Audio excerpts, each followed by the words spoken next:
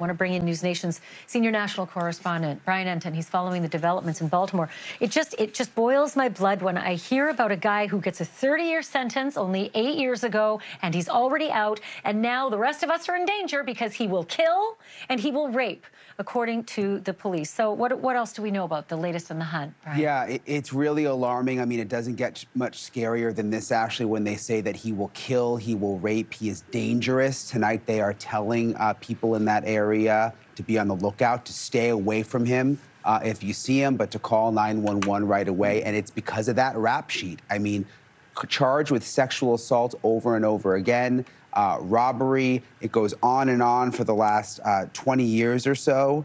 And 6'4", 300 pounds, by the way. So he's a very, very big man. Wow. Yeah, big man. And they need the public to be on the look for him. Yeah. So how did they connect? I mean, she was only found yesterday by their reporting, right? The police said that they found Pava LaPere in her apartment yesterday.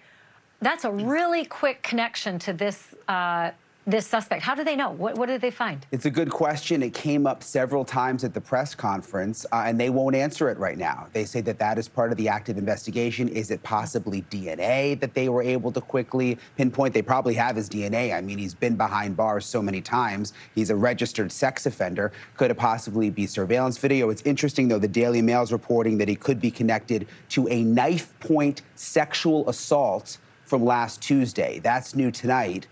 So he really may have been up to no good over the last couple of weeks here, Ashleigh. A knife-point sex assault on Tuesday. Yeah, Tuesday. So 1 week ago. So I've been trying to read between the lines on the reporting from the police, from what they released officially. They said the words, he will kill, he will rape, but they did not say the words that Pava was raped and killed. Do you know why they kept that quiet? Well, they're being very, very careful with all of those details. All that they will say is that she died of blunt force trauma. Beyond that, what exactly happened to her, we don't know. We also don't know exactly where this happened. I mean, the assumption is that it happened inside her apartment, but there's also reporting that they were looking at other parts of that building. She was living in the former Congress Hotel, a beautiful historic building in Baltimore, sort of in an up-and-coming area.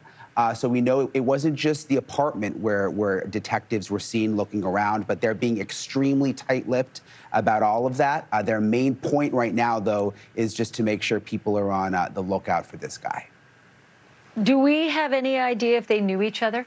No, we don't know, although they did say it appears that they did not. Where she lived in that old historic hotel that was converted into these luxury apartments, again, sort of an up-and-coming but cool and trendy part of Baltimore, we know that he lived there at one point in that area. So it's possible he frequented that area, but it doesn't appear they knew each other. I mean, she was the kind of person, from what we can gather, that was out in the community. She was successful. She had this great company, but she was the kind of person that went out and volunteered and wanted to help people in sort of the up-and-coming areas of Baltimore. So perhaps they had some kind of contact, but police say it doesn't appear they actually knew each other. You know, so sad. Her company has put out an announcement saying they're having a memorial for her tomorrow. It's just so incredibly senseless. She was going to do so much good in this world, and clearly was just a standout from the time she was in her college dorm building the company that she built into this successful $7 million corporation. Yeah. Brian Entin, thank you for that. Appreciate it. Thank you for watching. Go to newsnationnow.com to find NewsNation on your television provider. And don't forget to click the red subscribe button below to get more of NewsNation's fact-driven, unbiased coverage.